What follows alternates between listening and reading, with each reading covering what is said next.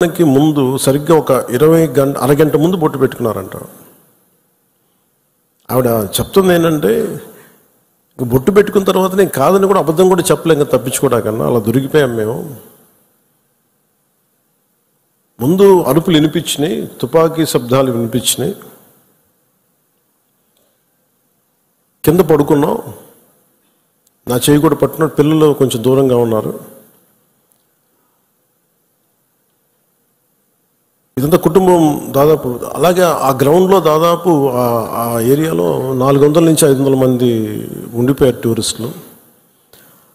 మసూదన్ గారు ఆయన సతీమణి చేయనే పట్టుకొని, ఏమవుతుంది మనకేమవుతూ, నువ్వు చూడకంటే ఆ బూట్ల చప్పుళ్ళు చాలా తాయితీగా వచ్చి, అంటే ఎందుకు మాట్లాడుతున్నానంటే ఎంత కోల్డ్ బ్లడెడ్తో చంపారంటే మనం ఊహించుకోలేం.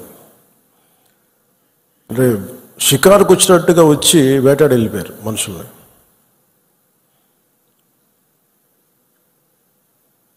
మనకి ఏమవ్వదు అని అలా అంటుంటే బూట్ల శబ్దాలు ఆగినాయి. ఆవిడికి తెలిసిందల్లా తుపాకీ శబ్దాలు వినిపించినాయి.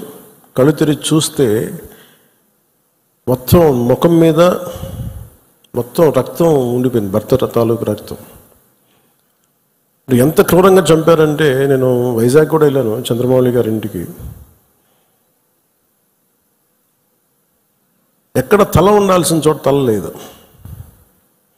35 బుల్లెట్లు 40 బుల్లెట్లు దింపారు తలలో, ర్యాపిడ్ ఫైర్ తోటి, ఆటోమేటిక్ గన్స్ తోటి. అంత దారుణంగా క్రూరంగా చంపేశారు.